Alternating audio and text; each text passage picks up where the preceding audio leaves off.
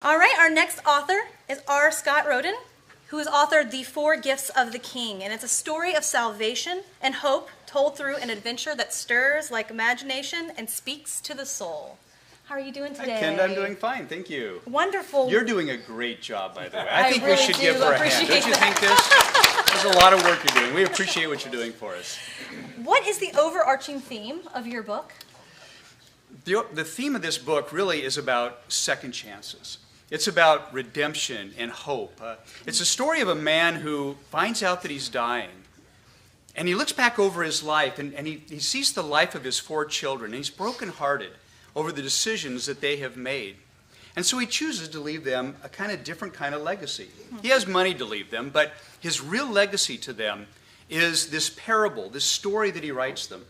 And after he passes away, they gather together in the family home. And they read their father's story that he left for them. It's a story about a young man named Stuart and his search to find the meaning of his name and the purpose of his life. And as they engage Stuart's story, they're all challenged to think about their own life and their own decisions that they've made. And it changes them fundamentally. And from that point, they go on and you see what happens, the fruit of their life. So it's redemption, it's hope, and really the bottom line theme throughout this book is what Sam Roberts calls the deep peace of the King. You know, we're all on a journey to see the King. And what Sam wants for his children, as much as everybody that reads the book, is that we can experience that same deep peace in our own journey. I love that. And what do you hope your readers will gain from the book? Well, I hope, first of all, that they'll find themselves in it. A number of people that have read the book have come back and said that they were able to identify with some person in the book. There's a number of characters. And so I hope readers will, at some point, say, oh, boy, that's me. I identify with that person or with that situation. And then as they identify with the characters in the book, that they may begin to think about their own perspectives in life, their own worldview, the own way in which they think about the choices that they've made, and maybe take advantage of a second chance, an opportunity for restoration in their own lives and a chance to know that deep peace for themselves. And what would you want to say to someone who has just purchased the book?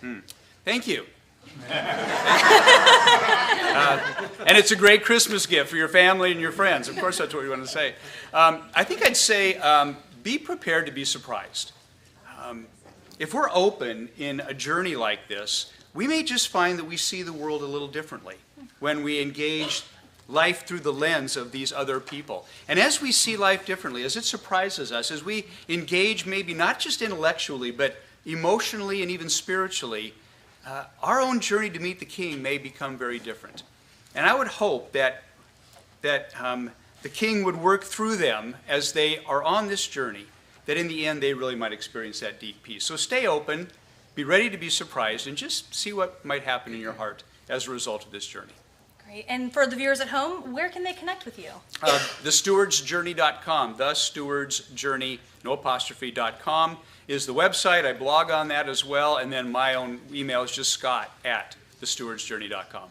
Awesome. Thank you so much for your time Thank today. you. Congratulations Thank you. on your book. Thanks so much.